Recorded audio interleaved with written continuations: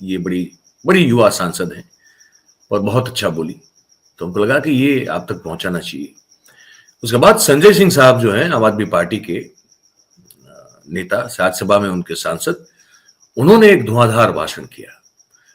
वो भी मुझे लगा कि आप तक सुनाना चाहिए। उन्होंने एक बड़ा तीखा सवाल पूछा है अपने भाषण में कि राष्ट्रीय स्वयंसेवक संघ के लोग कोई 4 नाम ऐसे बता दें जो कि आजादी के आंदोलन में लड़ाई लड़ते लड़ते जेल गए हो, और भी बहुत कुछ कहा है। ये बड़ा तीखा लगेगा संघ के हमारे भाइयों को, लेकिन अब क्या कहें, अब हकीकत तो यही है। सुनिए इसको। लोग जेल गए, लाठियां पड़ी उनको। आरएसएस के 4 लोगों का नाम बताओ जो वंदे मातरम नारा लगा के जेल गए, उनका नाम बताओ आप। 4 लोगों का नाम बताओ आप, अपने 4 पुरखों का नाम आप बताओ। आप नहीं बता सकते क्योंकि आजादी के आंदोलन में आपका कोई इतिहास नहीं। कभी आप कहते हो सरदार वल्लभ भाई पटेल आपके हैं। अरे भैया, सरदार वल्लभ भाई पटेल ने आरएसएस के ऊपर बैन लगाया था, यह रिकॉर्डेड हिस्ट्री है। और जब 18 महीने जेल में रखा गया आरएसएस के लोगों को राष्ट्रपिता महात्मा गांधी की हत्या के अपराध में, जब उनको छोड़ा गया, बैन हटाया गया, तो उसमें शर्त लगाई कि आप राष्ट्रीय ध्वज को मानेंगे, यानी कि आप तिरंगे झंडे को भी नहीं मानते थे।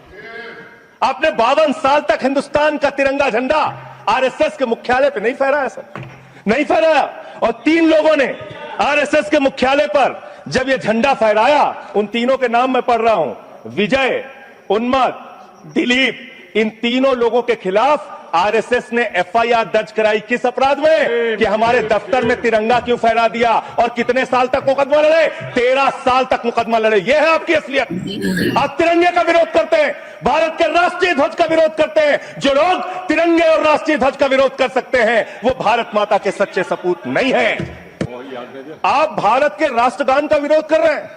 आपके मुख्य पत्र में भारत के राष्ट्रगान का विरोध लिखा गया है।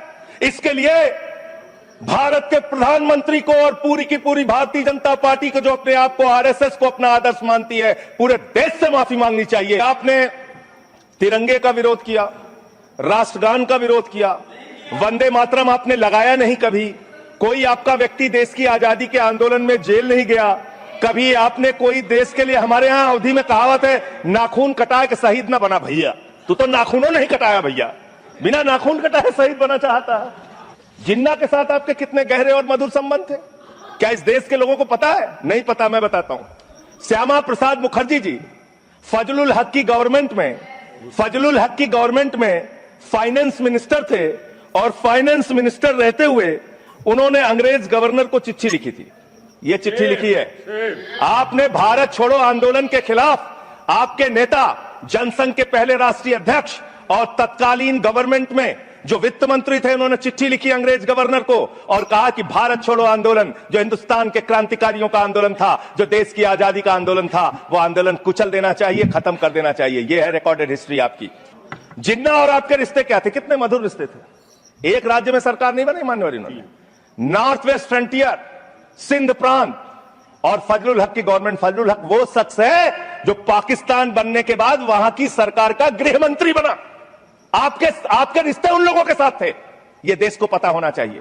आप भारत की सेना को 4 साल के अग्निवीर पे लेके आ गए, जो हिंदुस्तान की सीमा की सुरक्षा करने वाले हैं, जो वंदे मातरम का नारा लगाते हैं हमारे जवान, हमारे सैनिक, जो -50 डिग्री टेम्परेचर में सियाचिन में, प्लस 50 डिग्री टेम्परेचर में जैसलमेर में भारत की सीमाओं की रक्षा करते हैं, इस मातृभूमि की रक्षा करते हैं। उनके पीठ में छुरा मारने का काम आपने किया, उनकी नौकरी 4 साल की कर दी अग्निवीर की।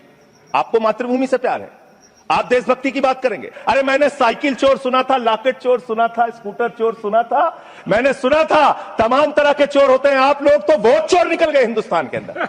वोट चोर, 3 करोड़ वोट उत्तर प्रदेश में, 3 करोड़ वोट की चोरी करने जा रहे हैं। कल की मीटिंग में पता चला 17.5% वोट उत्तर प्रदेश में काटे जाएंगे। आप ये कर रहे हैं, ऐसे लोकतंत्र को मजबूत करेंगे? ऐसे आप मातृभूमि की सेवा करेंगे? हमने फिल्मों में सीन देखी है, डाकू लोग आते हैं, जय भवानी जय भवानी जय भवानी कह के, और वो गांव का गांव लूट के चले जाते हैं। जय भवानी कह के गांव का गांव लूट के चले जाते हैं। हम इस देश के अंदर किसी भी सरकार को वंदे मातरम और भारत माता की जय लगाकर देश को लूटने की इजाजत नहीं देंगे। ये बड़ा अंत में बहुत बढ़िया कहा उन्होंने, लेकिन एक बात चूक गए कि इसमें आपको जय श्री राम को भी जोड़ना चाहिए था संजय सिंह साहब, क्योंकि हर गलत काम जो है आजकल हमारे प्रभु जय श्री राम के नारे को लगाते हुए किया जा रहा है। दादागिरी, गुंडागिरी, बहुत कुछ, और मूर्ख बनाना जो सबसे बड़ा गुनाह है मुझे लगता है कि देश की जनता को, सत्ता में बैठे लोगों के द्वारा अगर मूर्ख बनाया जा रहा है, लगातार मूर्ख बनाया जा रहा है, बेवकूफ बनाया जा रहा है, तो वो उससे बड़ा गुनाह कोई हो नहीं सकता। और वो गुनाह भी किया जा रहा है तो वो जय श्री राम के नारे को लगाकर किया जा रहा है। अब ये है भी कैसे लोग बताइए। अब वो वंदे मातरम गाने पर चर्चा करने के लिए उन्होंने 10 घंटे का सत्र रखा था और वंदे मातरम की जगह उनके मुंह से निकल क्या रहा है पता है आपको? वंदे भारत। वो जो ट्रेन निकाली है ना, जो जिसको हर जगह जा जाकर प्रधानमंत्री जी वो हरी झंडी दिखाते हैं, है ना, रील विल बनवाते हैं, फोटो वोटो खिंचवाते हैं, ये सब करते हैं। वो वंदे भारत जो है उसका बार बार इन लोगों ने जिक्र कर दिया, प्रधानमंत्री समेत जितने भी लोग बोलने के लिए खड़े हुए उनमें से बहुत सारे लोगों ने वंदे मातरम की जगह वंदे भारत बोल दिया। अब ये तो वो लोग हैं जो वंदे मातरम पर 10 घंटे की चर्चा का सत्र रखते हैं। बताइए क्या करें? आपको मैं सिर्फ बोल के नहीं, मैं आपको सुना भी दूंगा, दिखा भी दूंगा। देखिए इसको की यात्रा का स्मरण कर रहे हैं माननीय प्रधानमंत्री जी। वंदे भारत की भावना है। क्या बोला तूने? वंदे भारत की भावना है। अंग्रेजों को तो वंदे भारत से दिक्कत थी। वंदे भारत गीत, ये वंदे भारत, ये वंदे भारत की रचना के वंदे भारत मातरम गीत, वंदे भारत गीत की भावना है तेरा। हमें वंदे भारत, क्या बोला? फिर से बोल। हमें वंदे भारत। ये सब क्या देखना पड़ रहा है? अच्छा है मैं अंधा हूँ। जय वंदे मातरम। तो वह लोग, ये वो लोग हैं जिनको जिस मुद्दे पर चर्चा रखी है वही ठीक से नहीं बोल पा रहे, तो क्या उम्मीद रखें इनसे।